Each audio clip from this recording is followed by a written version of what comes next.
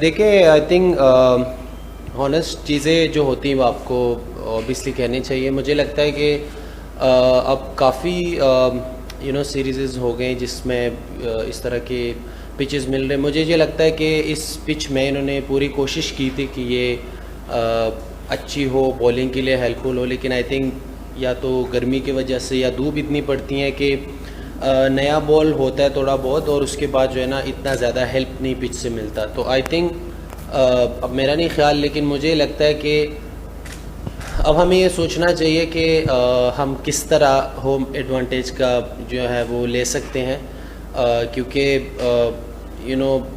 आपने मैच का रिज़ल्ट किसी न किसी तरह निकालना है, क्योंकि होम एडवांटेज में तो आपको ये चाहिए। 565 रन्स कंसीड किए पाकिस्तान ने बांग्लादेश के खिलाफ। इसमें आपको क्या लगता है कि पिच का कितना कसूर था और पुअर एग्जीक्यूशन का कितना कसूर था बॉलर्स की तरफ से? और ऑल्सो 705 डिलीवरीज पेसर्स ने कराई हैं इस इनिंग्स में, तो वर्कलोड मैनेजमेंट के हिसाब से कितना बुरा है? देखिए, मेरे ख्याल से बॉलर्स ने एफर्ट किए हैं ऑब्वियसली। अगर मैं अपनी बात करूं तो ख़ुद मैं साल डेढ़ साल बाद खेला हूं, तो थोड़ी बहुत अर्ली ऑन मुझे थोड़ा सा टाइम लगा उस रिदम में आने के लिए। और आई थिंक देखें, पिच में मेरे ख्याल से जिस तरह का मौसम है, बहुत गर्मी है और सब ने एफर्ट अपनी की है, लेकिन इतनी ज़्यादा हेल्प हमें एज अ बॉलिंग यूनिट नहीं मिली जितना हम एक्सपेक्ट कर रहे थे। और बाकी मेरे ख्याल से सब ने बेस्ट एफर्ट। कल कह रहे थे कि आखिरी 10-12 ओवर में हमने एज अ बॉलिंग यूनिट अपना डिसिप्लिन थोड़ा लूज़ कर दिया। तो आप भी स्टार्ट जिस तरह कल आपने किया था, पहले आप 1 एन ओवर, पहले 10 ओवर में सिर्फ 10 रन थे, एंड पे ज़रा एक्सपेंसिव हो गया। तो ये किस तरह, आप अगर आप बात करें तो टुवर्ड्स दी एंड क्या हो रहा था? वॉज इट जस्ट के लंबा दिन था और मुश्किल दिन था, पिच का मसला था, या वो ज़्यादा अटैक कर रहे थे?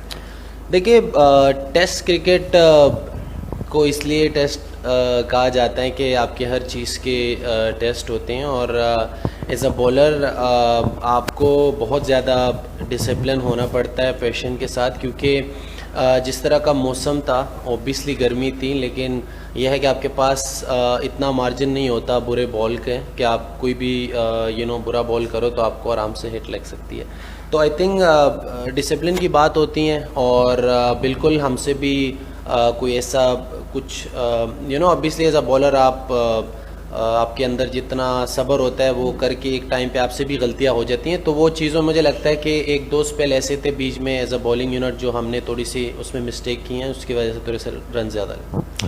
नसीम, ये बताएं कि आपने पिच को जो है वो बनते हुए देखा है, 4 रोज़ गुजर गए हैं, उसमें क्रैक्स भी जो है वो नज़र आ रहे हैं। बांग्लादेश के पास जो है वो स्पिनर्स हैं, मेहदी और शाकिब, जो एक जेन्युइन स्पिनर उन्हें कह सकते हैं।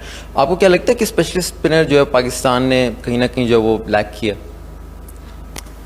देखिए, मेरे ख्याल से जो मुझे लगता है, हो सकता है मैं गलत हूँ, लेकिन मुझे लगता है कि माइंडसेट हमारा ये था कि इस पिच में फास्ट बॉलर को हेल्प मिलेगी और ज़्यादा मिलेगी, लेकिन जिस तरह मैं एक्सपेक्ट कर रहा था शायद उस तरह का भी नहीं था, क्योंकि 4 फास्ट बॉलर्स के साथ जाना तो ऑब्वियसली आपका माइंडसेट ये होता है कि आपने फास्ट बॉलिंग के साथ अटैक करना है।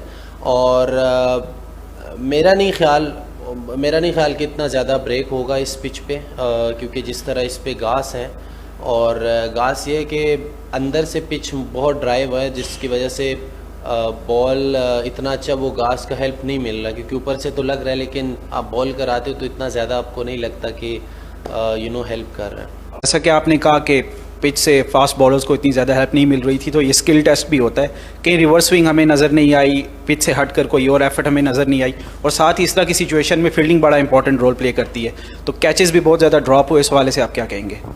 देखिए, रिवर्स तो ऑब्वियसली जब आपका स्क्वायर सारा ग्रीन है तो रिवर्स के लिए बॉल बनना आसान नहीं होता। रिवर्स तो तभी पॉसिबल है जब आपका स्क्वायर ड्राई हो, वहाँ पे बॉल बार बार लग रहा हो और एक साइड से वो बन जाए तो रिवर्स होगा। और मेरे ख्याल से as a fielding I think आती हैं, कैचेस तो ड्रॉप होती हैं, लेकिन आई थिंक सब ने एज अ फील्डिंग यूनिट अच्छी एफर्ट की हैं, और ऑब्वियसली जो कैचेस जहाँ पे ड्रॉप हुए हैं, मिस्टेक्स हुए हैं, तो कोशिश करेंगे कि आगे ना करें। तो नसीम, आपको पर्सनली क्या लगता है कि हम किस तरह की होम पिचेस बना के होम टेस्ट में एडवांटेज ले सकते हैं? क्योंकि अभी हमने कोशिश किया फास्ट बॉलिंग पिच बनाने की, लेकिन हम उस तरह की बना नहीं पाए या उसमें से वो रिस्पांस नहीं मिला। तो आपको लगता है कि हमें कोई स्पिन ट्रैक भी हम ट्राई कर सकते हैं, बट हमारी फास्ट बॉलिंग हमारी स्ट्रेंथ है? देखिए, मैं समझता हूँ कि ये चीज़ें अब मेरे हाथ में तो नहीं है, बट मैं इतना कह सकता हूँ कि होम एडवांटेज आपको लेना चाहिए, वो जिस तरह भी हो। अगर आपको ये सोचना चाहिए कि हमें किस तरह के पिचेस हम बना सकते हैं। अगर हमसे ग्रीन पिच अगर नहीं बन रहा, जिस पे फास्ट बॉलर को ज़्यादा हेल्प नहीं मिल रहा, तो आई थिंक स्पिनर्स के लिए बनाए या जिस तरह भी हो। लेकिन होम एडवांटेज और टेस्ट क्रिकेट अब बहुत आगे चले गए हैं। लोग आते हैं उस टेस्ट मैच को एंजॉय करते हैं। ऑब्वियसली इतनी गर्मी में लोग आए तो आपने थोड़ा बहुत एंटरटेन करना है लोगों को, तो किसी न किसी तरह ऐसा ना हो कि सम टाइम आप फील्ड पे भी हो तो आपको लगे कि चीज़ें मुश्किल हैं। तो आई थिंक जितना क्रिकेट को आप एंटरटेन करते हो तो उतना अच्छा रहता है। तो आई थिंक अब ये मेरे हाथ में तो नहीं है, लेकिन ये सोचना चाहिए कि हम होम एडवांटेज कैसे ले सकते हैं।